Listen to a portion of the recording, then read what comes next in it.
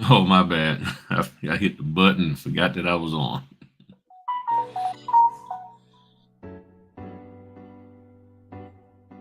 Listen to this jam on some music for a little bit. What's up, lady?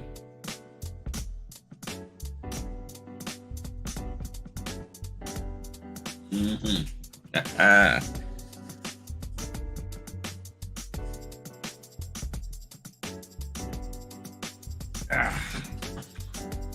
got to grab my stuff. Listen.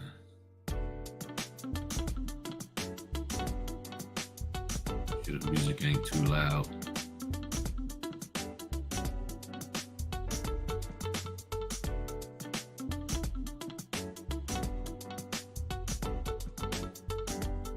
Mm-hmm. What's going on?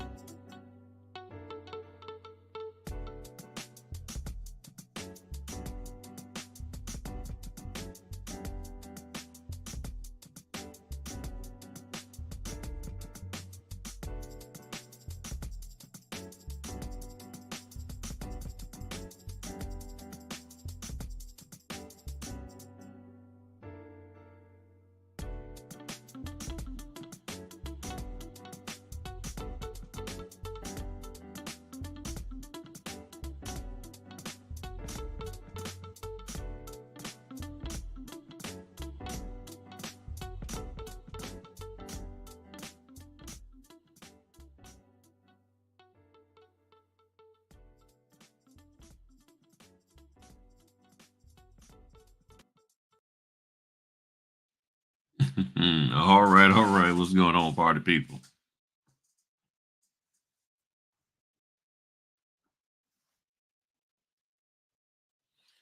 So I just had to make sure my mic was working good and all that. Shabbat shalom to you. Shabbat shalom. What's going on? These alerts. Wow, I'm not at home, and I'm not at home to take the sign. I know, man. Yeah, 111. That's how many I did this month, or will do after tomorrow. 111. Got to charge up my device and watch from the bushes. Gotcha, man. Gotcha. What's going on from Tennessee? Yeah, we're gonna talk about some direct marketing. Oh yeah. Oh yeah. This is my take on it. Okay. This stuff, what I'm gonna talk about tonight, I think is just common sense. Okay, just common sense stuff. So talk to me, y'all. Tell me how things have been, what's been going on with y'all. I need to download these documents for this thing tomorrow. Look like just a little more than 100 pages. And this year, I mean, this month is the first month that I actually went through two cases of letter paper. I've gone through maybe a case and a few, but first time. What's going on, Eric? Thank you very much, lady. Thank you. And y'all gonna get there. Y'all keep sticking with this business. Y'all gonna get there too. Good to see you there, Eric. Everything's good, man. Um, yeah. So two cases of paper, two full cases of paper, not like a case and then I started on another one. And that's typically how it goes. It's like I'll do a full case and then maybe one or two reams, and the next one maybe three reams. But this time I finished up two full cases of letter paper. I got plenty of legal. I think I maybe went through like I don't even think I went through a whole case of legal this month. But the letter, because I just bought some paper tonight. I went to Sam's Club and bought two cases, just in case things pop some more for next month.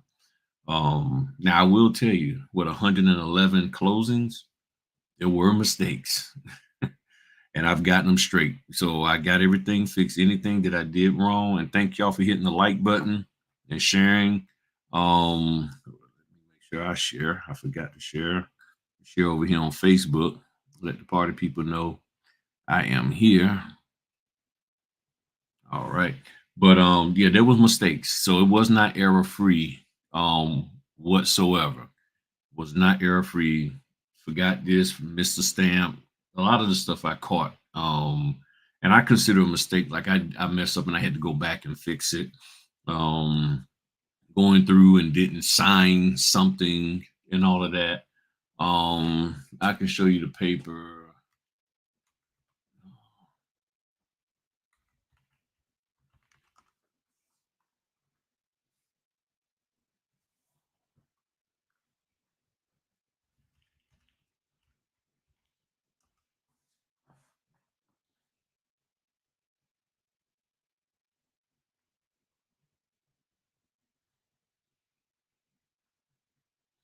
This particular brand right here, I just get this brand right here. $38, at least in my area is 38. I have not had any problems with this paper. I know there are some people who want extra bright paper. This is 92 bright, 145 whiteness, 120-pound weight. And I know a lot of people want the heavy duty, almost like a cardboard paper. That's on you. You don't have to do all of that. But this paper has worked. I haven't had any problems with it whatsoever. Um, I'm just serious. I just haven't had any problems. It works just fine. Um, the only quirky thing, and this happens with all paper, to be honest, some paper, when you print them, when you print it, some paper, I don't know what's the best way to show y'all without, let me see. Some paper, instead of it being, say it being straight when it comes out, sometimes it curves, sometimes it has a little hump in it, so instead of being, flat like this, it got a little bit of a hump in it. And that happens with all paper. It depends on how it was rolled and pressed or whatever. But I haven't had any problems with it. I'm serious. I have not had any problems with this paper. It has done me right, and I've been using it for probably 2 years now, at least a year and a half, something like that, maybe 2 years. So, and the reason why I started using it was because it was cheaper than everything else. It's just that simple. It was just straight up cheaper, um, and all of that. So I need to download these documents. Um, yeah. So I got 4 closings tomorrow. Or is it 3? Um, so 111 signings. When you're doing that many, it takes all of your time. All of your time. There was no time for any of my side hustle stuff except for my house inspections. Um, I got all of those done, but there was no time for my Walmart Spark or anything. I couldn't do. I'll just double check, make sure I didn't miss none. I mean, there was just no time for anything except get up, go do the sign-ins, get everything shipped, get back home, get yourself somewhat together, rest, and then start all over the next day. Get everything printed and all of that. So, hey, what's going on, lady? Good to see you there. What's going on? What's going on with you? And feel free to ask any of your questions in the chat that you got concerning this business, even if it's not related to marketing. Okay. If you got questions, throw it in the chat. I'll be more than happy to answer you. And you never know, somebody that's here might be able to answer your questions for you. But it was not without some kind of mistake, some kind of error. And I've done things to make sure that I don't make those mistakes and errors again. Some of them was just tired, not focused, things of that nature. But overall, I got everything done. There was nothing lingering. All docs got shipped. I'm trying to think. Oh, UPS with UPS. Hey, how you doing there? Good to see you, Kia. With UPS, I had to ship some documents that I something I made a mistake on. I forgot to get it signed because I misunderstood the instructions that they gave me. And I was thinking they didn't need that document signed. And in all honesty, they did. So I made a mistake, went back, got it fixed, went to ship it, and FedEx was too expensive. So I used UPS. UPS was cheaper. I was able to get their saver, their super saver or something they got. And instead of it being 70 or like 90 something, it was like 44 bucks or 42 bucks, something like that. Well, when I got the bill ended up being $67. I'm like, okay, well, what the heck happened? Well, they billed me $25.47 for an address correction. Well, here's what happened. I put the address on there and I forgot to put the unit number slash suite number. So I hand wrote it on there. And they charged me for taking it to the same building, but just putting it in that particular suite, suite 101. And that might have been the main suite anyway it was going to, but because I changed the address, they charged me $25.47. And they said that is something that they do automatically. I was like, well, we're going to have to fix that. I'm like, they said, no, they said, you just got to cancel the order or, you got to change it, fix it in the shipping label. I'm like, so they was gracious enough to give me a credit. They credited, took it off. So when I finish it tonight, I pay them and everything. I was gonna pay the $67, but I said at least got to talk and see if I can get out of it because I just don't think it's right. And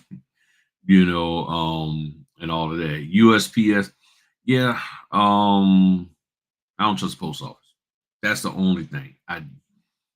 I don't trust the post office. Too many people have been having problems with the post office. And unfortunately, since a lot of them like us to use UPS and FedEx, what I'm concerned about if I don't, because it's less expensive and then the documents take forever to get there, they're going to get on me and be like, why you didn't use UPS?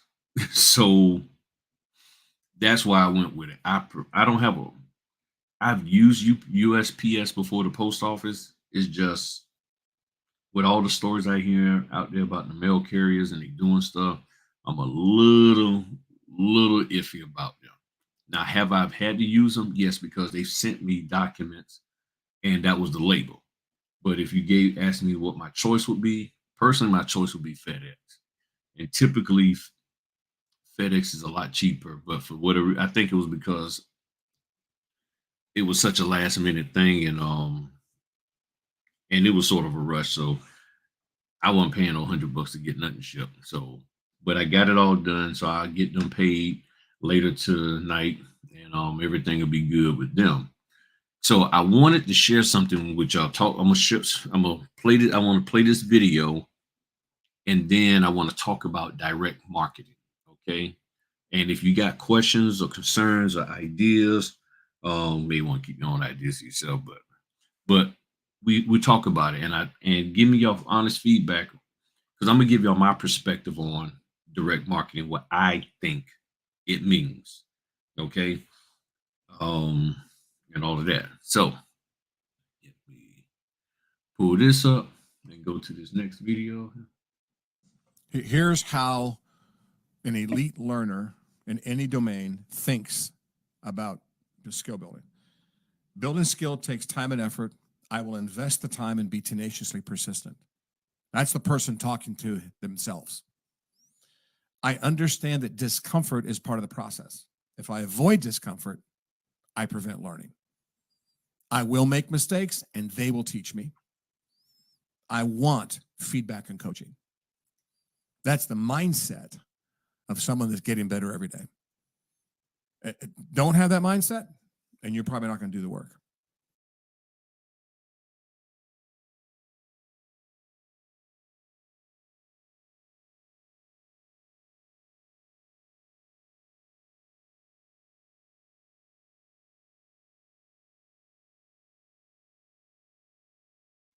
Yeah, I go again, muting and forgetting that I'm talking. Gosh, I'm glad it put a little emblem up there that I see. Yes, you do need to print your name. If for some reason, I mean, if it is on your stamp, ideally they want you to print that all out. Now, whether it's legible, that's a different story. But they want it on there. I tend to. I've always print mine out. I do my whole middle name and stuff. It says like after before me, do I have to write my middle name? Business is booming and it's getting annoying. If they need me to write my name before me, yes, I write my whole name, Stephen Christopher Griffin III. Now, here's what I do. If like here's the line. If the line is short, instead of trying to squeeze it all in this little short line, I start above it. Stephen Christopher Griffin III. So I double stack it. I put it Stephen Christopher Griffin III. Because there's nothing that says you can't have it above the line. You just can't go below the line. Ideally, there's no space for that, and there's no need to try to squeeze it in. And I'm not a skinny handwriter. That's why I use extra fine point pens to help me out. But I'll go Stephen Christopher up top, and then below Griffin III. That's what I do. So I would double stack. I call it double stacking. So I have two lines with my name, Stephen Christopher Griffin III. That's what I do, and I've never been told that's wrong or what have you. And it's worked for the last 6 years. It has worked. So as y'all saw that small clip there, basically, well, you know what? Let me just play it again. I think I need to play it again. Here's how an elite learner in any domain thinks about skill building. Building skill takes time and effort. I will invest the time and be tenaciously persistent. That's the person talking to themselves. I understand that discomfort is part of the process. If I avoid discomfort, I prevent learning. I will make mistakes and they will teach me. I want feedback and coaching. That's the mindset of someone that's getting better every day. Don't have that mindset, and you're probably not going to do the work.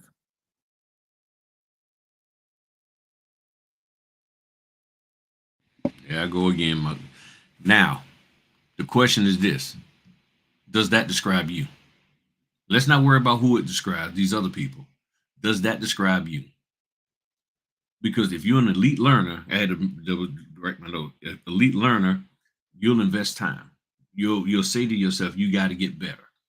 You're not afraid of discomfort. And you know that there's going to be mistakes and you will learn from the mistakes, and you invite coaching or feedback and coaching from somebody. And see, this is why you have to be careful about these coaches, because if their coaching is all about you just sitting in a Zoom and they never spend any time with you and they never give you any attention to actually give you true feedback on your mistakes, then you're not really going to grow. And if that's not your mindset and you're not willing, you won't actually be an elite learner, which means you're not going to be elite in the field of whatever it is you're doing. You're just going to be sorry. I'm just going to be put. You're not going to. You could be barely going to be even mediocre. You're not going to be productive whatsoever. And then that's when layoffs come and people get fired and people just don't select you. You have to show whoever you want to use you and your skill set that you got it going on. So you have to take time out and learn, or you won't do the work. You won't do the thing that's why so many people are like, I'm scared. And see, with elite learning or being elite learning, you got to ask yourself, if after I've taken training, I'm still scared, either the training is bad or I'm bad, or a combination of the two.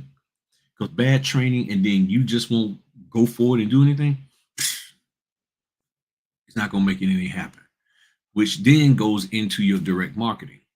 If you don't have any confidence in the information that you learn, how can you direct market to anybody? How can you stand up there and confidently show them that you got what it takes to help them out? Because they're going to see it. And see, this is the thing that people forget. Folk can read you. People always like to brag about, oh, I can read this person. I can read so-and-so. But guess what? So-and-so can read you. People can read you and they like,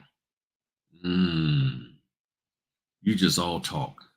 You don't have, I don't sense that from you. Nope, I don't feel it. Nope, nope. That's okay. Thank you. Give me your card. In the trash. And they keep it going because they can feel it. They can sense that you are just here trying to get a dollar, but you don't offer anything of any tangibleness that could benefit our organization. Now, let me let y'all in on a little secret. When you're direct marketing, it's about you showing the people who you are direct marketing to that you have something that can solve their problem. See, the bad part about listening to the millionaires and billionaires and these leaders and influencers is that they don't break this part down to you. They understand it, and this is what they mean by when they say, "What are you bringing to the table?" Well, what they want you to bring to the table is not your pedigree of all the different people's courses you took. They want you to bring solutions. But if you can't bring a solution, then what are you doing? Because I can't do nothing with your course. Your course, that training does not mean you can solve my issue. Matter of fact, you don't know what my issue is. So when you're direct marketing, as I said in a couple of videos ago, you got to ask them, what are your problems? What are your concerns? What is it that you're looking for a notary to help you to solve?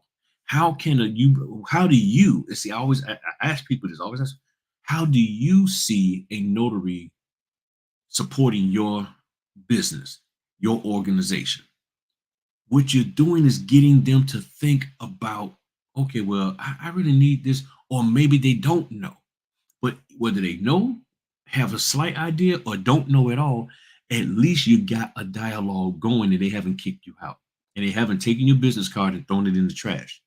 Because now you're like, well, do you see, have you come across any situations where you said, man, I wish I had a notary that could come here? And then sometimes you may have to go a little further back with them and say, well, you might not have ran into that here, but what about other jobs you've had, like, a part of this year's organization, this year industry? And they might be like, you know what? There was a time. So you're getting them to think and you're having a dialogue and you're allowing them to get a sense of who you are as a person and as a business owner. And it's building a little bit a level of camaraderie, a level of trust, a little bit of level of respect, because you're taking time out to hear what their problem is and then come up with a solution. Now, in some cases, you may not be able to come up with a solution right then and there. You may have to, okay, let me do some research and give me a couple of days. And if you don't mind, let me get your email and I will email you what I believe could be a solution to your problem. That's what you can do. That's direct marketing, because that's the thing of bringing it to the table. So when they tell you, whether it's Eric Thomas, Zig Ziglar, well, he's passed, but Tony Robbins and all of the other, Les Brown, all of the ones who are the big time speakers and stuff, and they're saying, yeah, you got to bring something to the table. You get a meeting in there and you got to show them what you got. They're not talking about your education and what you learned from 15 people's training courses. They want to know that after you've taken all that training, how do you see yourself helping us to solve our problem? Here's what our problem is. Okay, what solution you got? Because here's one thing we know. Every business has problems. Every business has what? Problems. And if they have a problem, they need a solution. You have to find out what the problem is and then bring them the solution that will meet their need. And then depending on how they value that problem and how well are appreciative of the solution determines what they'll pay you. And sometimes it might have to start off small and then over time it grows bigger. But at least you're making the money and not your competitor. You see what I'm saying? See, if you're just worried about, I'm a direct market so I can get the big deal, and they say, well, we can't pay you the big deal. We can just pay you a half a deal. Well, I don't want that. No. If you offer me a deal, guess what? I'm taking it. Because if I take it, unless it's something creepy in it that is really, really outside the scope of who I am as a person, business owner. But if it's just a thing of, well, this is a great opportunity, we just can't pay you a whole lot, no problem. I'll take it and give you service because, again, being a business minded person and saving time and effort on direct marketing, because it takes a lot of time and effort. If I do good for them, they'll tell other organizations because these organizations, whether title companies, nursing facilities, whoever, they talk and they meet with other people and they're like, yeah, we got this notary. Man, this has been a blessing. It's just been great to have Griff around. And whenever we need him, he comes. Hey, what's going on there, Notary John? And whenever he comes along, man, I got my fritter, but I left it downstairs. But I did get a fritter today. I had to go to 2 donut places because one of them over here by all this construction, fritters was gone. I bought 2, ate 1, but I did get my fritter. I just forgot to bring it upstairs before I got started and everything. Yep, Caprinas, he's chilling. He's here. But when you think about direct marketing and think about it, when people market to you, when you go to somebody, because you want a solution to your problem. And to be honest, we all got problems. We all got things that we are doing. Leland has yours. Either Leland or Miss IL. One of them got yours, man. But that's the thing. So if you think about it, you say, well, I know notaries who they said they just went in there and they just got, okay, they might have been lucky enough. They might have just been lucky enough. And they might have just happened to come in there at the right time. But for the most part, and even if they did, and if they just came in there, guess what? They had the ability to solve a problem. And them showing up was solving a problem, meaning we need a notary now. And hopefully they had the ability to do the job correctly. So if you show up and do it correctly, well, you're solving a problem. But if the person thinks that, well, I don't have any concerns or issues, well, have you been trying to market? I mean, have you been trying to expand? Have you been trying to see a way to get increased business? Well, I mean, yeah. So is it too much business? The closings are the closing. If you got 7 extra closings a month, can your staff handle it? Well, to be honest, no. Okay, well, see, you can bring me in and I can do those 7 for you. You see how this works, people? So they're saying, well, now I don't need anybody. So are you trying to expand? Do you see yourself as expanding from, say, okay, how many closings do you typically do a month? What's your average? Oh, we do about 17, 18. So would you be okay with expanding to say another 7 or 8? Well, yeah, it would be nice. Yeah. Do you feel your current staff can handle that at the current, adding that added level of effort to do the work for and do the closings?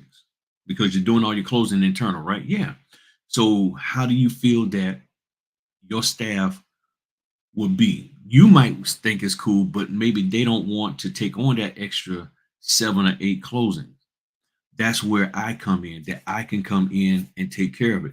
Because I'm sure you have an idea and a calendar of when you're probably going to be doing the closings. So if you let me know ahead of time, then I can come in there and support that effort. Oh, okay. Yeah. Okay. Now I see what you're talking about. How could somebody refuse that if you're making yourself available? Now you just can't spread yourself too thin. You can't have 7 daggone direct clients doing that for, because that ain't going to work right. But it might be for 1 or 2, maybe 3 at the most, but 2, and you got something solid. But when you're marketing to somebody, you're marketing a solution to their problem. See, where we make the mistake is that we're trying to market our education. We're trying to market the fact that I got E&O insurance, to market the fact that I'm with the NNA and you got a badge and all of that kind of stuff. Okay, so what? Does any of that solve my problem? Because if you think about it, how many of you are nervous and timid and still ain't done nothing, but yet you want to market yourself to people and you are unsure whether you can even do the job. You're unsure that you can handle it. You're unsure if you know what to do if you saw a notarial certificate from another state. What do I do with that? If that's in your mind, then how you plan on marketing to somebody to solve their problem of having a solid, qualified notary, and you don't feel that you're able to do the job?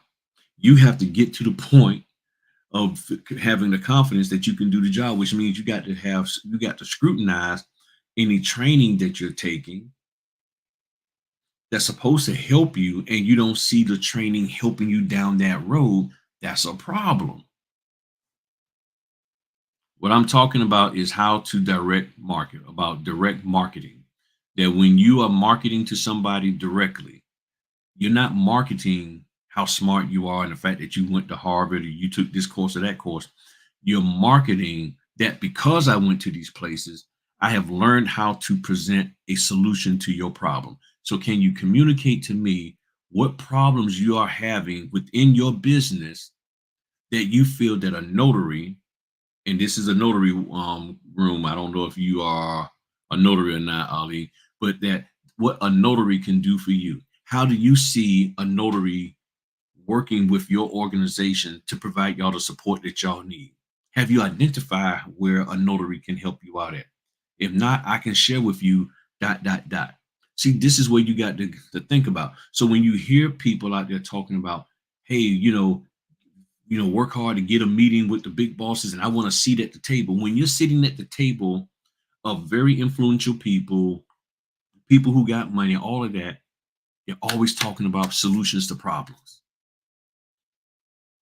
And if all you're talking about is, well, I'm a great notary, and I'm always on time, and I'm this, and I took these courses, and I'm going to the next conference, and I'm going to all the meetups. What that got to do with anything? Do you see the problem? See, the thing you have to get to is being able to see the problem. If you don't see the problem, then you'll never be able to communicate a solution because you don't see that there's a problem. I mean, give me your thoughts on that.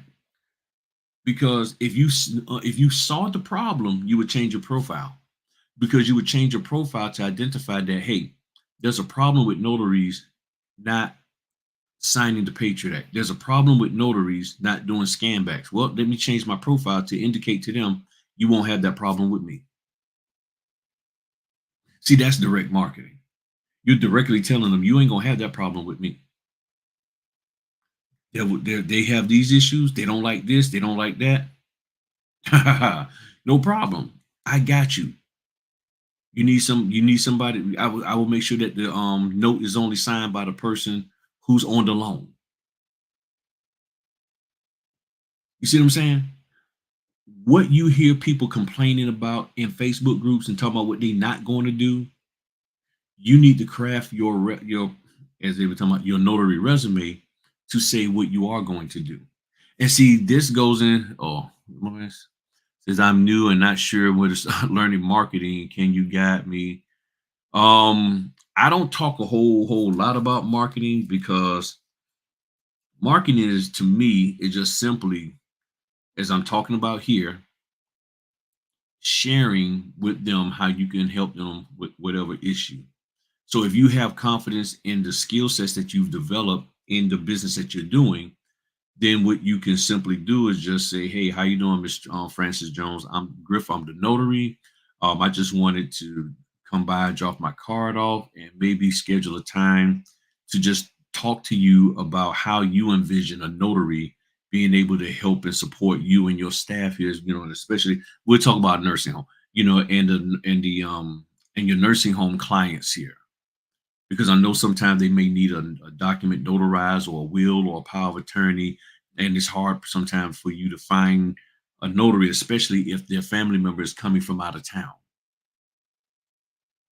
And they're like, you know what, you're right. Okay, so how's your availability? Now, if you're full time, you can say, well, my availability, I'm full time with this. So typically, if you can give me a couple of days notice, and it's no problem for me to take some last minute notifications, but my schedule can be as flexible as you need it to be to provide the support that you need for your patients here that's under your care. Or if you part time with the business, Well, my typical hours, because I work a full-time job, but I'm available, Monday through Saturday, starting at 5 p.m. till 10 p.m. So if anything comes up and they want to meet between 5 and 10, I have no problem coming here and meeting with you, or I can meet them wherever, as long as they have the paperwork, or if he needs to sign or she needs to sign, the resident here, then we have to do it here. But nonetheless, I will provide the proper support and make sure they're taken care of. That's the kind of conversations I have. So your marketing isn't about being fancy with the cute flyers and all of that. Even if you use a flyer, your flyer has to then communicate how you solve problems. When you and see, people go to folk who they think can solve their problem. So if somebody's like, well, I just took a course and I went there, well, and they gave me a shot. Okay, because they was hoping that you could solve their problem. And they didn't have time for your spiel and your elevator pitch speak and all of that stuff. So they say, look, okay, let's go. Oh, you're new? Okay, let's go. And then once they get into, the thicker things with you, and they're like, man, we got a good one. Okay, so you really do know what you're doing. Or okay, we're gonna have to find somebody else. But that's it. That's what they call the 50-50 ball. There's a 50% chance you're gonna be the right fit, 50% chance you're not. So you got to figure out how to make sure you are the right fit. Because see, here's the thing.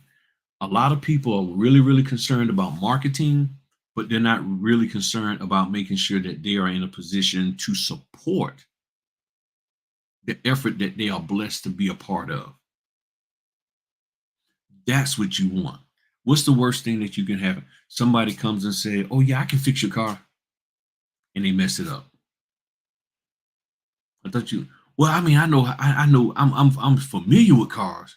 No, you need somebody who can do it, because now you just created a bigger problem for me. And as I always say, there's this preacher named Mike Murdoch. Y'all might have heard him, but he says people only pay you for the problems you solve, not the ones you create. And that's the philosophy of mine. So I'm going around trying to make sure I can solve problems. Case in point, got a notification to do a run yesterday. Yes, last night, last minute. I was gonna chill. All of a sudden, it was like, hey, we need this run done. Can you make it? Yeah, I got it. I'm getting up early tomorrow morning, 6:30 tomorrow morning. I'm doing a Ron power of attorney. On the second, on Labor Day, I'm doing another Ron, a Ron seller. That, you see what I'm saying? When people call me, and my Rons tend to be last minute, like, hey, we need this. No problem, I got you covered. I'm solving their problem, and they know I can solve it. So they lean on me for that.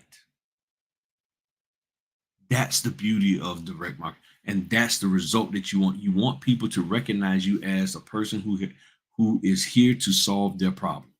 That, in other words, when you are there, they ain't got to work. They ain't got to worry about nothing else. They ain't got.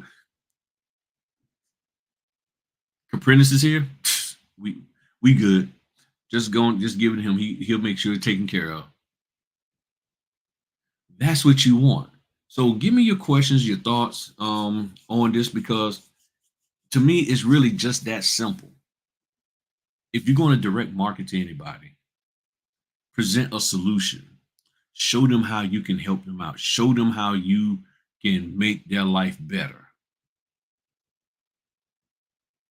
That's really what it's about. And if you understand that, then it's just a matter of you having the confidence and believing in yourself and believing in what you're doing with that business of yours.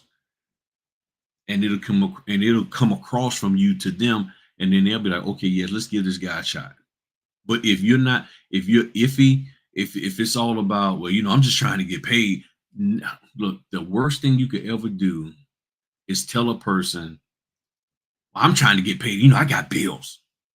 That's the worst thing. When you start talking about that, that tells them you're not really caring about me. You're just doing this to try to care for you. Just only care about you. You are more concerned about, well, can you get me to pay you money so you can pay your bills? We got bills too, but we're trying to provide a service, and you ain't talking about that. You talking about your own personal needs, and I ain't got time. That ain't what I want to hear. Okay. Just do you still scan from every now and then? Every now and then, I like to start doing that, but I don't have a new card. You don't need a new car. What I do, I have a portable in one of my things, printer video. I just use a portable battery pack, 250-watt thing, plug the scanner up into that, and that's more than enough to um push the power out for them, help, power it up so that it can work. So um the ideal way to do it would be if you have a scanner, especially one that can connect to the internet. Like Oswald said, get a VPN. I use Proton VPN. They have a free version. So I just use the free version or Nord VPN or whoever VPN. So you can have a secure connection, have your mobile Wi-Fi on, and then connect your scanner to it, and then scan the documents to a secure document storage place that you can have, and then you download the documents to your device, and then you upload it to the portal. That's what I do. I try not to scan as much as I can when I'm out, but if I have to, I will. Now, I mentioned this before the other day about when you marketing yourself like you're going to a place for a job with as a notary. I personally don't agree with that. And again, I'll share why. Because I started a business and I am a LLC. My company is an LLC, not I am. So I have Griffin Notary LLC. Why would I want to market myself when I go into a title office or escrow office as if I'm there to apply for a job? To me, that doesn't make sense. That I done did all this hard work, and the only thing that I can do to get business is to pretend that I'm there, come in there with my notary resume, and I'm basically faking the funk. To me, that doesn't show a sense of integrity. It shows you have no confidence in who you are.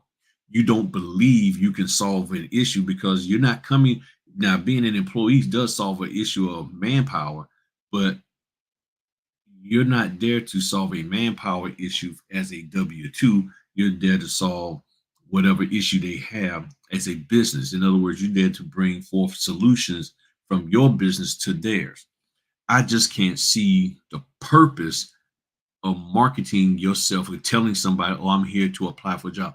Because that's why I'm opposed to that concept of, well, when you go in there, tell them that you can take on the role of the escrow officer. Well, if that's the case, I need to apply for the escrow officer's job. See, I don't agree with any of these trainers who have this concept of market yourself as a W 2, but you're really a business owner. And I think this, and I'm starting to think even right this very moment, for us, as we call, them revelation. I believe that's the number one reason why y'all are struggling, because you've heard people talk to you as if, and to talk to you about the business as if you dare to do W2-ish type work, but you're not really an entrepreneur. I mean, you are an entrepreneur. Once they give you the business, now you're an entrepreneur, but to get the business, you got to be a W2. No, that doesn't make sense. That doesn't make sense. Eyeglass. Oh, that doesn't. Oop, I don't have it with me. Where's my eyeglass cleaner thing? Okay. I don't. Oh, it's way over there. Never mind. That's the thing. Now, give me your thoughts on that. I mean, and I'm gonna just be honest, and I'm gonna just be straight with y'all, like I'm always am. I hear a lot of white gentlemen say that, but I'm gonna just be honest with you. I don't think I could get away with that as a black man. Walking into a white establishment and lying to them, pretending like I'm there to do a job, a regular job, but then, hey, I'm a business owner. I mean, just imagine me as a black man sitting in front of this Caucasian or somebody of a different race, and I'm portraying myself as a person there for a W 2 job, which means I'm there to be a man a man, for us being a part of their manpower to be an employee. And I said, well, to be honest with you, Frank, I'm really not here to apply for that job that you have posted on Indeed. I'm here to present myself as a business owner because I really would like to provide my notarial services to you. Now, let's just be real. There are thoughts and concepts and opinions about Black people, about Black men. And I'm coming into an establishment and I'm supposed to pretend like I'm one thing when I'm really something else. That ain't gonna work. And then depending on what part of the country you in, that really ain't gonna work. So why would you see? This is the kind of stuff that I get upset about being taught to people. It may work for you because you have certain types of privileges and connections with the people who you're going, but that don't work. And again, I'm not a racist, so I'm not even gonna say I'm not trying to be racist. I'm just being honest with you because this is just life. In the Black community, if I did that, they're gonna be like, man, get out of here. See, here's the thing that I don't understand. From the time a child is born through the time they're 18, especially even up to the time they're 12, we're always telling the kid to be honest. People don't like dishonesty. Tell me the truth. Did you take the cookies? Did you break my this? Did you do this? Did you do that? You tell your kids once they hit 13, 14, especially when they start driving, be honest. When they get a job, don't steal. And then you become a notary. I'm really not trying to get a job. I'm a notary and I just want to be your primary notary. I'm sorry.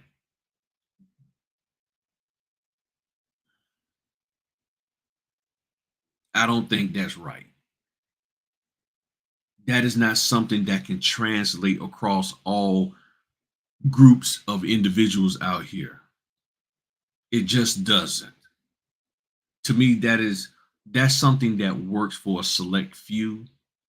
And I'm not saying that it couldn't work for a Black person. It could, but depending on where they're at, depending on what type of community they're in, that might work, and they might get a chuckle out of it. Oh man, that was a good one there, Earl. You sat there and made me thinking you about to apply for the escrow officer job. Man, that was slick there. But the majority of them be like, get out of my office. You wasted my time. Because if you have a high energy owner, they ain't got time for games. They're looking for solutions. They're looking for a solution. If you can spend all your time thinking of how you can be sneaky to get in there, then why can't you come up with a solution to my problem? Use your time wisely. And again, whoever, y'all can take it however you want. But there's more to life than trying to constantly be sneaky. I put it this way. Let me put it this way. Let me lean in here. If the only way to be successful in this business is that we got to go lie and cheat our way to success, then we need to give it up.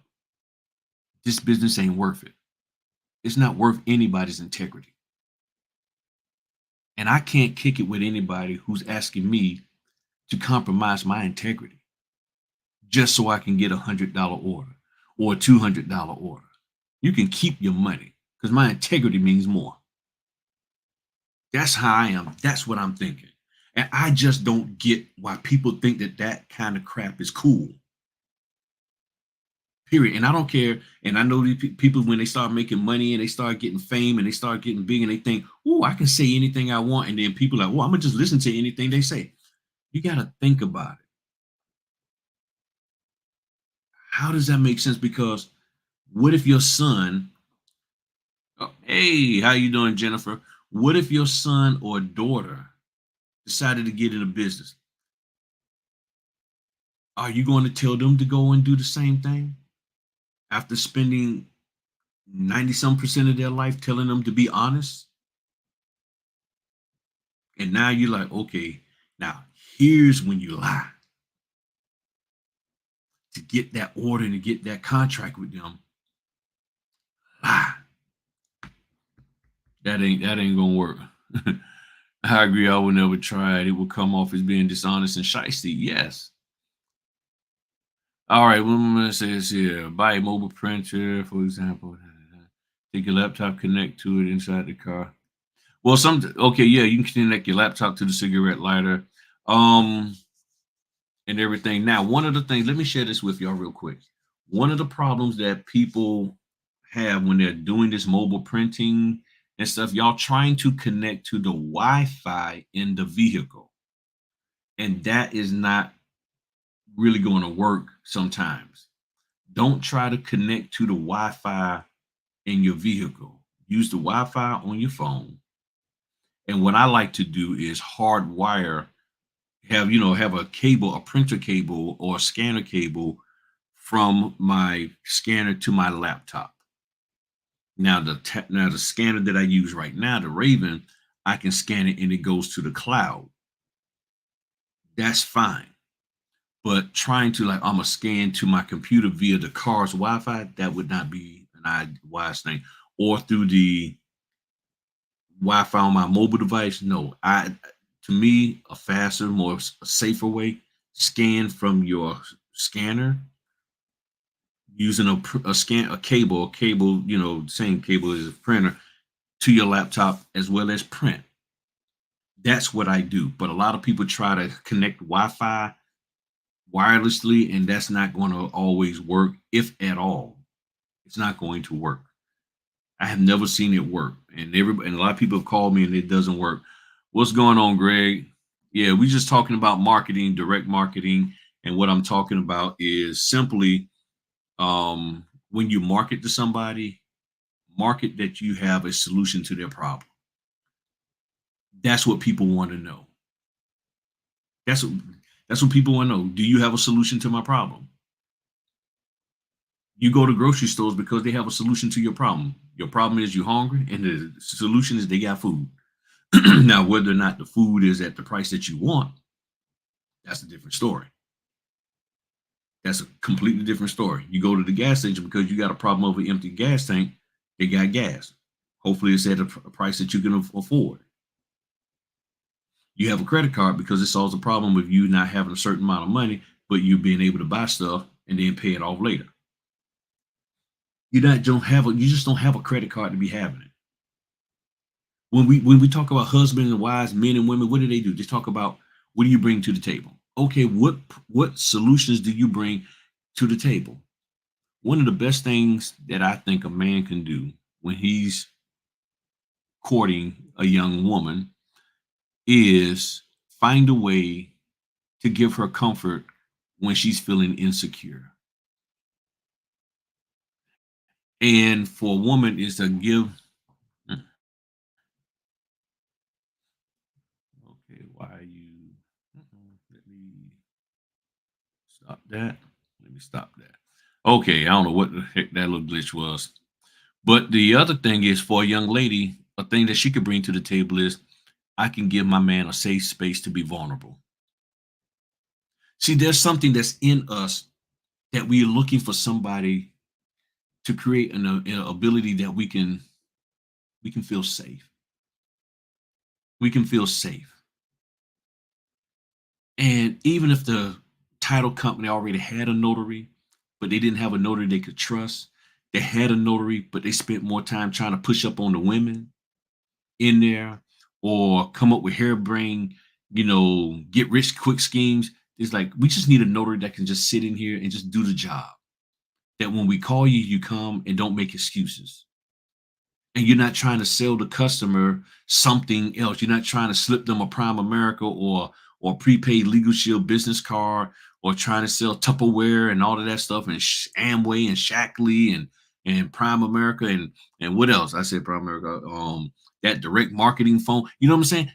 We just need you to come in and just do your job as an order. Can you do that? Well, yeah, okay. Then you just solved the problem because then every other notary we have in here, they got so much stuff going on. They're always trying to get everybody to get caught up in all these multiple streams of income. We ain't got time for that. We just need you to come in, sign, stamp, and get your butt on out of here. and we'll pay you very well. Can you do that? Yeah, I can do that. Okay, great. This is business. So y'all, it says you're right about the location. I'm in PG County. There are a lot of notaries here where I live. I realized that when I went to several title companies, they keep asking if I had been there. Okay, yep. And wait a moment. He said I had surgery today. Just got my laptop in the hospital. Lots of pains, Uncle. Been thinking about you, buddy. You look, man. I've been thinking about you. Yeah, I came off of Clubhouse for a while. I've been so busy, Greg. Oh, and just for everybody who's here now, 111 closings this month slash other notary appointments because some of them weren't necessarily real estate related, but they was good paying non-real estate notary work. 111 after I do the how many I got tomorrow? Oh, I forgot how many I got tomorrow. I got okay, come on. One, two, three. I got four tomorrow. I got a Ron in the morning at 6:30 in the morning, and then I got a 8:30, 10 o'clock, 1 o'clock. That's what I got tomorrow. So after those four, I will have 111 completed for this month. And I am totally stoked about it. Wasn't trying to do that, but hey, I saw it and I went for it. I went for it. It says use a mobile, right, hotspot or even a Wi-Fi device not that is not enabled as an internet router, right? There are no real need for you to scan to be connected to the internet. Correct. Now I have the Raven scanner, so I can scan to the internet and I use that. But when I had my computer, I was just scanning from the scanner straight to my computer. I didn't use the internet to do that and stuff. But it's really too much work. I don't think it's worth it. But again, I do online, right? He does primarily everything online and stuff. And if you have a separate hotspot, that's great because both my phones have it and it works wonderfully. It works wonderfully, and I'm totally still. Thank you very much. Yeah, it was a lot of work to do this. And let me share something else with y'all. What's different about this? That is an all-time record. Yeah, that is an all-time record for me. I've done 85 before, 82. But first time, I mean, I just skipped straight over 90. I went from 85 all the way up to 111. And I've counted the orders over and over again just to make sure. And yes, it's been 111.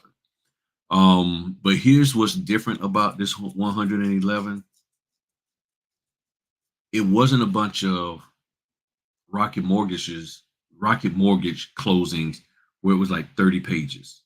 See, it's easy to do that if you got 30 pages, but these were full not scanned, but full documents of 125, 180, 200, couple of reverse mortgages. That's why I went through a solid 2 cases of letter paper in 1 month. Never done that before. So I'm like, man, and it takes a lot of focus and attention. It takes a lot of logistics to make sure you got all of the stuff together, recognizing where you need to be, all of that, and then you don't get the documents on time, all kinds of stuff. And this is 111 with probably, let's just round it up and say 10 cancellations of orders. I had 10 cancellations, and then the ones that I didn't even get, there was way more than 111 that came through. And then this week, it was like everything that got dropped, and there was orders that got pushed to next month. There was orders that just got, hey, we're canceling, we're not doing it. And guess what? Another order would come in and another. And then the last night, the Ron that just popped up like, hey, can you knock this Ron out? That wasn't even scheduled. I was like, no problem, I get it. Then I get another one to say, hey, can you redo this deed? Because now they changed their mind on how they want the person to sign. No problem. Got online and did that. I mean, it's just like stuff just coming, boom, boom, boom. And this is why I keep sharing with y'all. It's about availability. And when people are comfortable and they know that you can be there for them, and then you do stuff right, and then you fix whatever you may have made a mistake on, and you own it.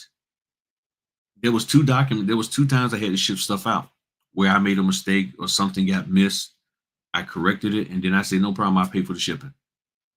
And even when I respond to them, they say, hey, yeah, we need you to do this here. We missed this, or you missed that, or something happened. Mainly if it's my mistake, they say, hey, you missed this, or this, that, and the other. Not a problem. Once I get it corrected, do you just need a scan of it? Because some things they say we just need a scan.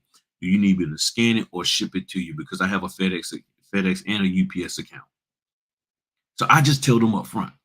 I'm not asking them to do it. I'm not asking them, can you provide me that? And I'm telling you, I'm going to pay for it. I let them know I'm gonna pay for it. I don't ask them to pay for anything. If I made the mistake, I'm gonna pay for it. That's how I roll. And they're like, oh, okay, thank you. And a lot of them are like, oh, so I said, it's no problem. Now, of course, I don't know how much it's gonna cost.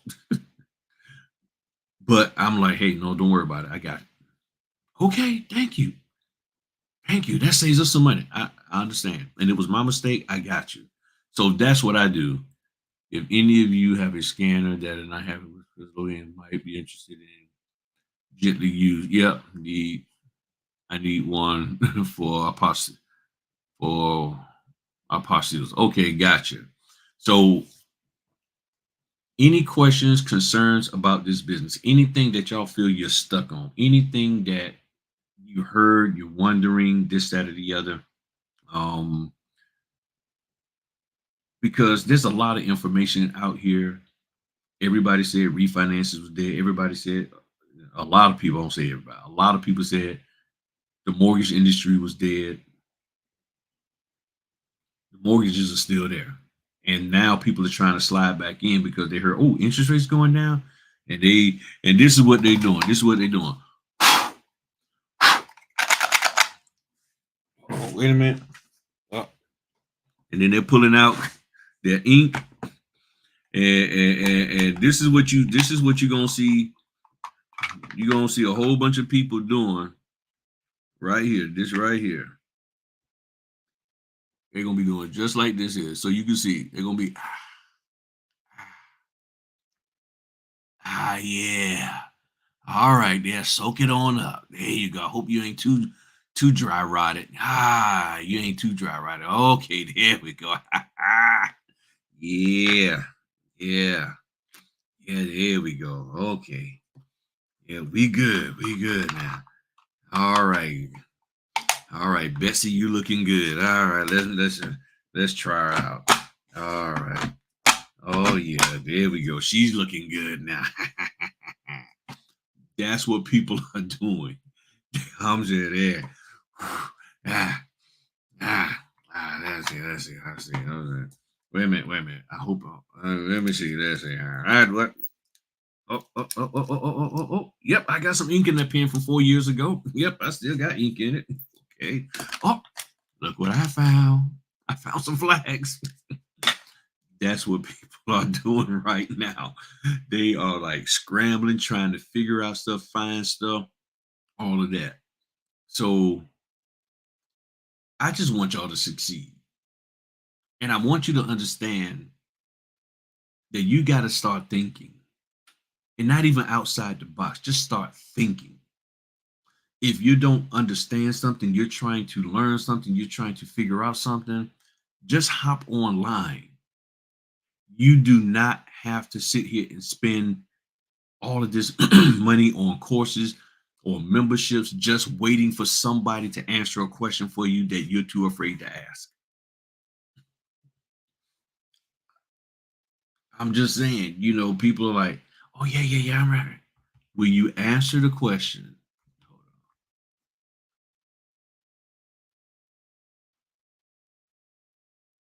I hope this works. Okay, there we go. So, oops, my bad.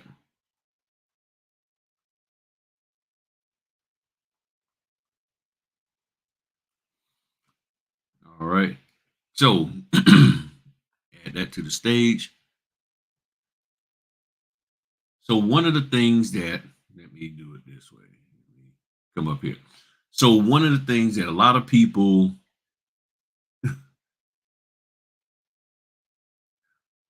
hey, thank you, man. Appreciate that. Coming from Greg, that means a lot, man. That means a lot. Thank you, Greg. I really, really, really appreciate that. So here's something like if okay, you're doing the loan closing and you see these different deeds. They got warranty deed, specialty deed, all that. So all you got to do is go to something like this on Gemini and say, what is a warranty deed? I guess I got to zoom in so y'all can read the stuff. There we go. And see, here we go. And then it tells you some other stuff. A general warranty deed offers the highest level of protection for the buyer. The grantor gives the title, guarantees that the title is free and clear from any defects, including those that may have existed before acquiring the property. A special warranty deed, this provides a more limited guarantee.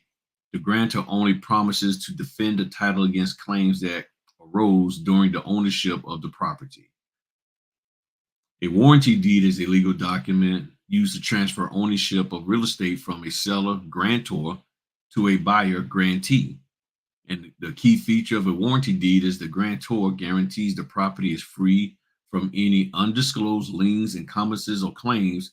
This means the grantor is essentially promising to defend the buyer's title against future challenges. So, I mean, you see what I'm saying? You just learned something here. That's it. What is the 4506C? Wow. Think about how much money and time you can save by doing this, by just doing this yourself, by just doing this yourself. I mean, if you need somebody to tell you, then you'll never use this and you'll just keep running around hoping that somebody finally decides to answer the question, what is a 4506C? You won't ask it because you're in a big old group thing and you don't want to be embarrassed. You don't want people to know you don't know and make you feel bad.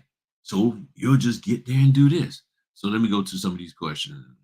I just was reading in a blog search. Okay, so much wrong info. True. And it said, right now I do it with Doc Verify. They're supposed to be changing to some other company. I did a video about that about a week or so ago. But that's what I use for Ron. And Greg told me another company. I keep forgetting to get with them.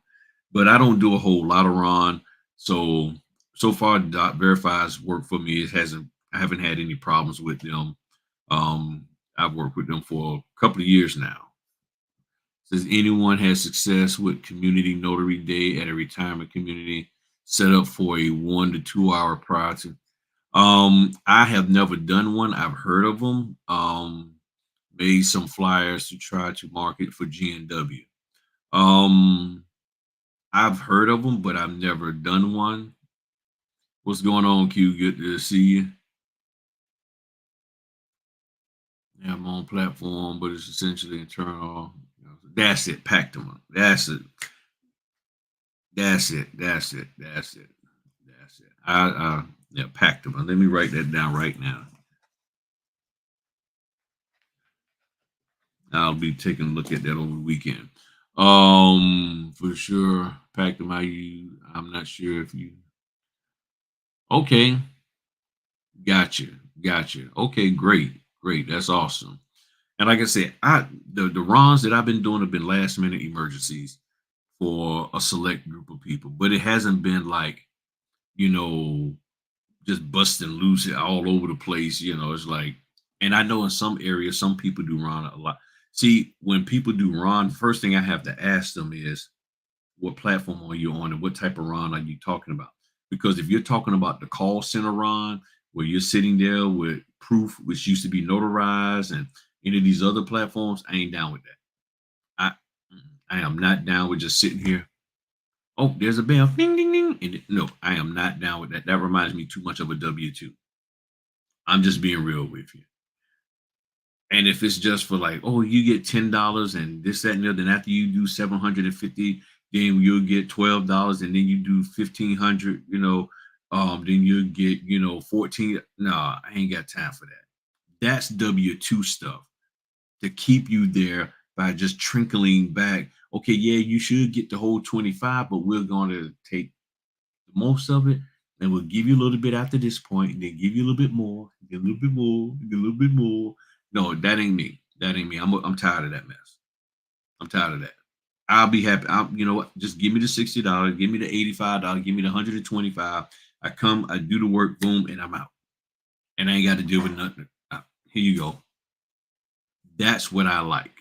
You know, um, yeah. See that kind of stuff.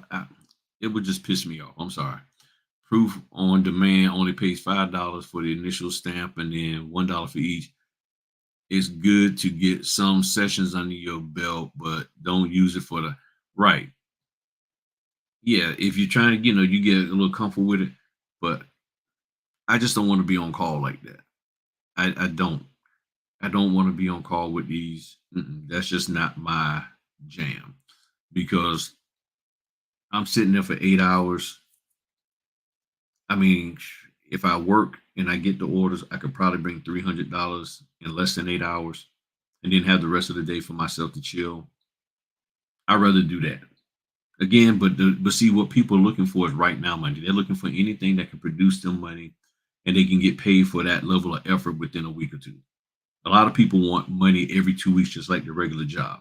So again, and see that's the problem is you need money, and the solution is to give it to you every 2 weeks. So you're going with companies who will pay you like you're an employee. You're a business owner, but you're getting paid like you're an employee, and you're happy. Ooh, yeah, oh yeah, I get paid every 2 weeks, and you just love it. I'm That's just not me. That's just not me. That is why I haven't driven around because it doesn't pay the way. Now, the runs that I do, they pay. Now, and that's why I'm a little nervous about Dot Verify going away from Ron and doing whatever this other thing is they call. I forgot what they call it. It seemed like they're moving to more of that on demand type of thing and charging you per stamp. I don't like that because right now Dot Verify doesn't charge me. They don't take any fees from me based on how many stamps I do. They just pay me. I'm sorry. I get paid from the clients who hire me. I pay Dot Verify their fee, and I'm good. I pay Dot Verify $600 a year, and I've already made more than that doing my Ron. So anything else that I make for as Ron is just it's just all profit coming back to me. So if I'm doing real estate closings at 175, and I don't have to pay extra for session time and stamps and all of that, and I've already paid my 600 for the year, all of that is just coming back to me. You see what I'm saying? All of that is coming back to me. Right. And this might, let's see, I got some loyal, some good Ron customers, and I'm hoping this new platform doesn't do that Dot Verify came up with. I did a video on, I can't even remember the name of the platform, but I'm hoping they don't because I don't think that is right. And the reason why I don't think being charged per each stamp is right, as a notary, you have the right to not charge a person for notarizations. The problem with doing Ron on some of these platforms, even if you give it to the person that you're doing it for free, you're still being charged. So you're in a negative. If somebody came to you that you knew and they needed a notarization, you're like, hey, now I got you. I'm gonna take care of you, and you help them out and you do it for free. But the platform say, well, you still gotta pay me. And I'm still trying to figure out why I got to pay you for the use of my own stamp. My state gave me and I don't understand how is it costing you money for me to stamp? Where's the money that comes out of your pocket because I stamped? How much money don't you make? I'm paying you for the platform. and then I got to pay you for each stamp. And if I don't want to pay you for each stamp, then I got to pay you more for use of your platform. So instead of $39, I got to pay you $79 or whatever the case may be, as an example.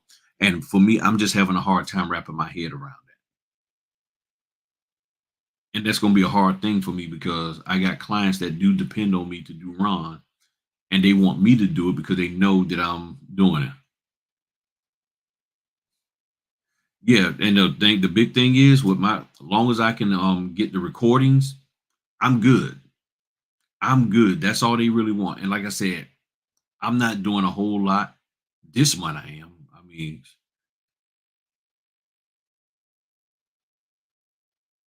right. And nobody has ever told me how okay, let me just put this out. If I'm charging 175 for a Ron, it's 8 pages or 15 pages. I get up there, get it done in say 15 minutes. 3 notarizations.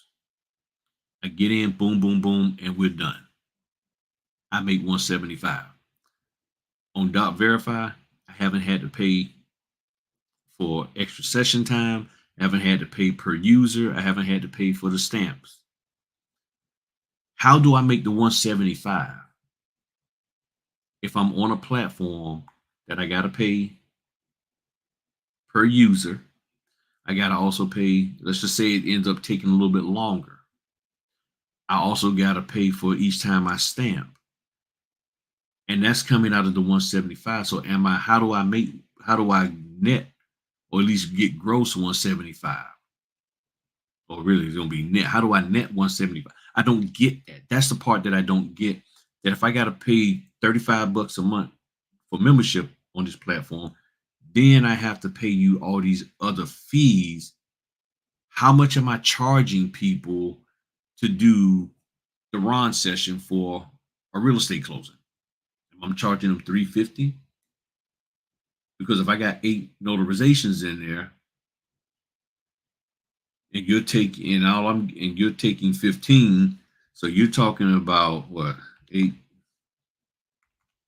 times 15, that's $120 just in the stamps. You're getting paid $15 for each stamp. That's $120. I was charging 175. So that's only $55. And then you talk about the time period. Now, that's where I'm confused at. That is where I'm confused at. And I'm not saying that you can't make money. I just don't understand how, because nobody's ever shared that. It's like, hey, this is how you make money doing that. Oh, so people actually do pay $400 for a Ron closing. Because if they do, then it's like, okay, shoot, let's have at it. But I don't know. You see what I'm saying? And if I do one notarization, if they say, hey, we just got this one, okay, how much? I guess I'm gonna have to charge you a little bit more in order to get. You see what I'm saying? I don't know. I don't know. I'm not saying that it's bad or whatever. I just don't know. So, hey, what's going on now? Good to see you. So that's my thing. So, but these some good questions. These some good questions here. That. So all I can say is we need to just be prepared for what's coming down the pipe. There could be, could not be, who knows, real estate opportunities. But I think we need to be prepared and ready to rock and roll. So you're saying people don't pay much for Ron, they expect a lot for very little, and the platforms outprice everything. Yeah. So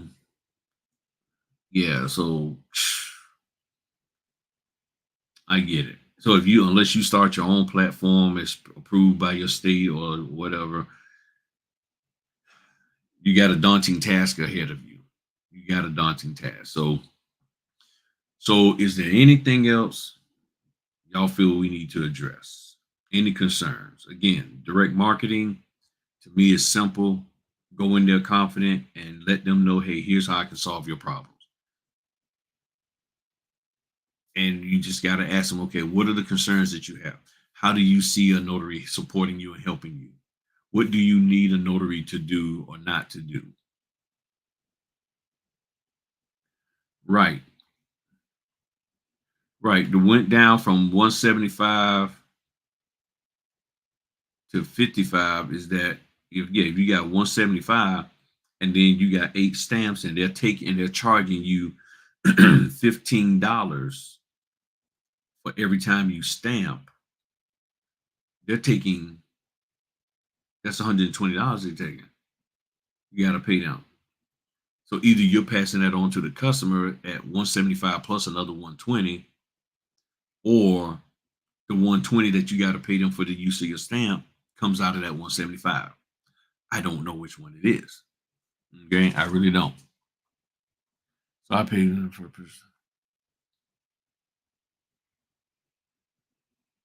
right, and that's the thing. And I don't have the high volume.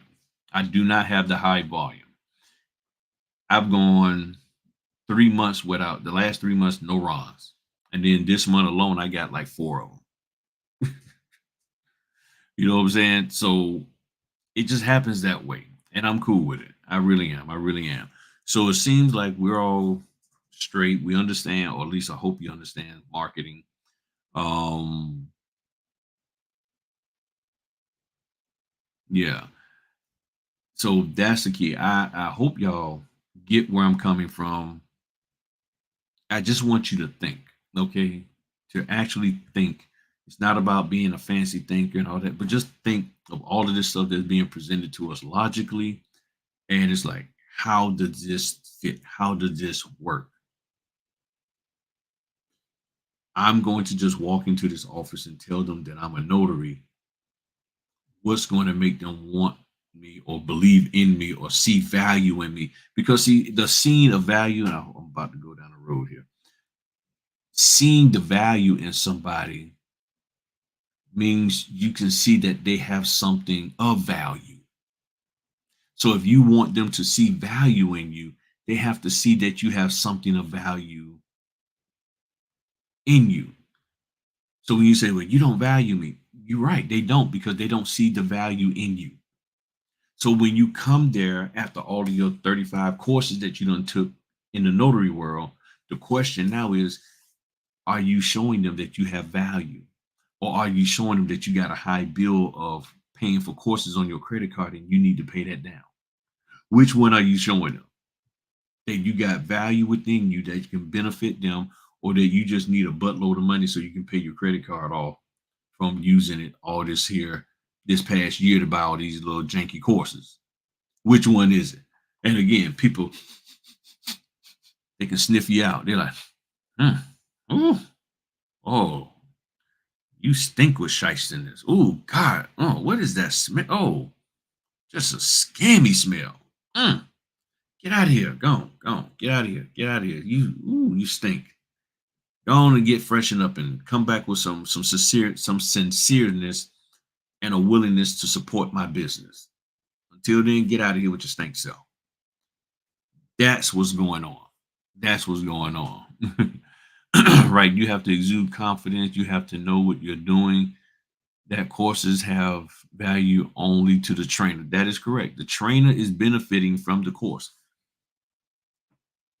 And I know this because sorry about that, hit my camera. A lot of people who have taken those courses contact me. The people who contact me for help are not people who never took a training course. These are people who have took at least 3 training courses. These are people who have been in at least 2 mentorship programs. These are people who have been in or are in at least 5 daggone Facebook groups. And with all of that, 3 courses, 2 mentor programs, and 5 Facebook groups, they're still not doing the business. They're still sitting on the sideline waiting to get some confidence. And I can't do nothing for you. I can't make you get up and do anything. You got to be willing to do that. But when you move and see, this is another thing. And I know I should be ending right now, but I got to say this. Now, I thank all 27 of y'all for being here. Like we hear a lot of time growing up, the Lord only helped those who help themselves. Do you realize that people will put forth effort to help you to move you to the next level when they see you trying to get to the next level? When you see a little baby trying to walk, you try to like help them a little bit. You don't give them a full help, but you just get, sometimes you just take, like men or dads, we like take our two fingers and put it under their armpits and just help them scoot up and just give them, you're like, okay, we'll lift you up a little. And then they like, oh, then they saw, oh, and the baby bouncing up and down. And the next thing you know, they're like, and they just, oh, and then they realize, wow, okay. And then you start guiding them just a little bit. And then after a while, you move your fingers. And then you get in front of them and say, and then you hold your arm out and they're like, I guess I'm supposed to go there. That I don't understand why you don't get that when it comes to running your business. People are willing to help you. People are willing to support you, but they got to see that you are worth supporting. And just because you've done all of this and you got all of these accolades and you got all this E&O and you got all this equipment, you're still a bum notary because you don't have any confidence to go in there and just do it. Well, okay, y'all going to be in here watching me? Because I really actually, I go ahead on and sign and stamp the documents ahead of time. Well, you can't do that. In our state, you can't do that. And it's like, and if there's other states that don't have a problem with that, okay, that's cool. But I know what my state allows, and I'm not doing that. That's just me. But the point is, you got to be able to produce. And when people see you producing, women like to go toward men who, okay, you out here working, you doing your thing. Women who hook up with guys who ain't doing nothing, just laying around, you get laughed at. Men who just deal with women who can't take care of themselves, the kids, or do anything for you or to help you out, you get laughed at. So why would a business want to get laughed at by having a notary who can't do nothing?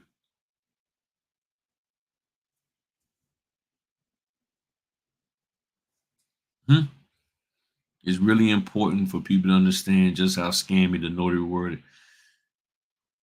Man, you about to keep me up here for 5 hours.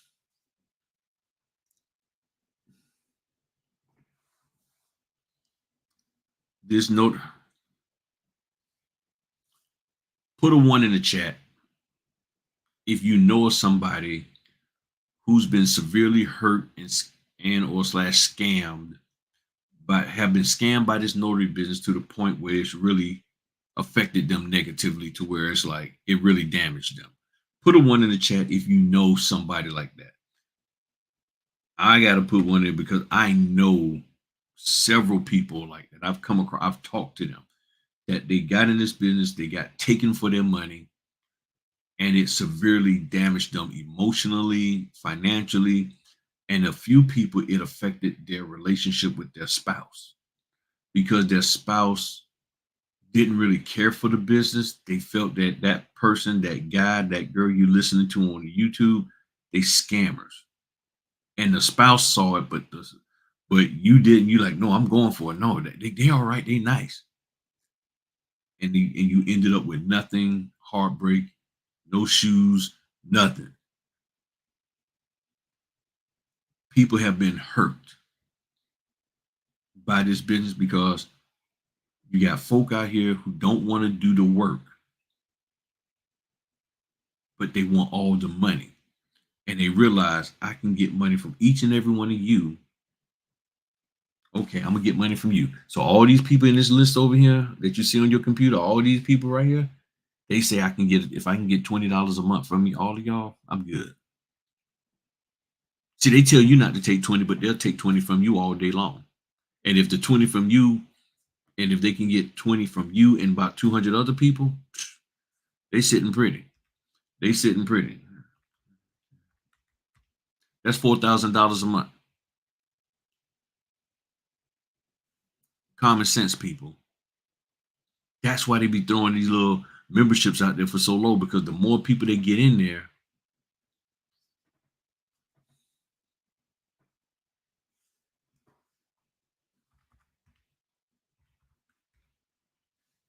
Hmm?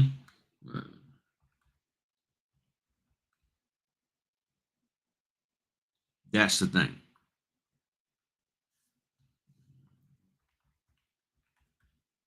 That's the thing. 1,500. Yeah, that's the thing. So they get 200 people in there. That's $400, $4,000. If they get um if they can get 750 people to believe in them at $20 a month, that's $15,000. Who wouldn't just rock with that? Okay, yeah, we on here live and we doing this, and you can do it. Did that $20 go through? Yeah, and you can do it again. Would Because at the end of the day, you, the $20 membership participant, what have you gained out of this that you can actually implement and go do? Well, I mean, I'm still a little nervous. Okay. So what are you doing to fix that? Well, next month when we have a meeting, if I get the courage, I'm gonna ask them about it. Okay, come back. Did you? No, no, I didn't ask them. So when are you? I'm gonna get there. I mean, so many people, and I don't want to be embarrassed. You see what I'm saying? So you done spent a year spending $20 a month on a with somebody, not getting any help because you scared. You don't want to be embarrassed, and they just laughing all the way to the bank. Trainer was passive aggressive and condescending. Yeah, it's a lot of people out there that are like that. Again, their goal is to make you feel bad, so you keep paying them money. I did a video about that. Hold on. I did a video about that. I was going off on that video.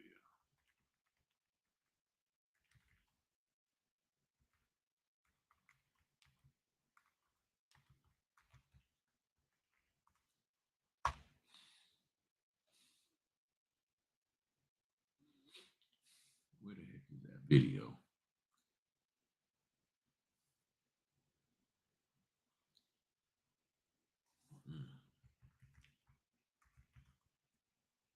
I did a video. Yeah, yeah, there it is. Let me show y'all. This video here. Stop being scared of this business. Ask yourself who got me scared in this business in the first place. Because they hit you with fear. Let me just copy this and put this in here for y'all to take a look at. Um Take a look at that video. It's all about fear. If they got you nervous, fear, apprehensive, then guess what? They then say, well, come to me and I can help you with that at $30 a month, $20 a month, $400 course. Okay, did it work? Afterwards, did it work? Because if it didn't work, then again, it's either them, that janky course, or you, janky student, or both. But you got to figure out which one it is. People often accuse me of being negative, but I disagree. I'm honest. The first question to a newbie should be if this is even right for them. Don't mislead people. That is correct. But people will say, well, it's up to you. You're a grown person. You got to figure out. I'm just here to help. $20 a month, $500 for a course. I'm just here to help. Okay, well, can you help me to understand? I can't look. I can't help you to figure out whether or not this business is for you. Then what are you going to help me to learn to do? Well, I'll help you once you figure out for yourself what this business, and I'll help you. Well, why don't you take this course in the interim? That's what this business. That's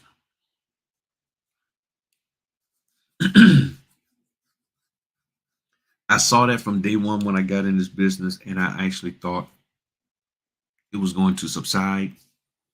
It's gotten worse because not everybody who don't like doing the work of a notary is a trainer, mentor, coach. They're like, you know what, I'm gonna do that and make money doing that. That's what they want. and they, and they complain about the money all the time. So this is where we're at. This is where we're at, people. So, all right, let me let y'all out of here because I got to go get these docs prepped. And get everything printed. I'll get the Ron one set up. Got 3 sets of docs. 2 printed, getting ready to print. The last one. Prep these docs and then get up and do this Ron at 6:30 in the morning. So y'all have a good one. Greatly appreciate each and every one of y'all. Have a wonderful, wonderful evening. Talk to y'all later. Peace.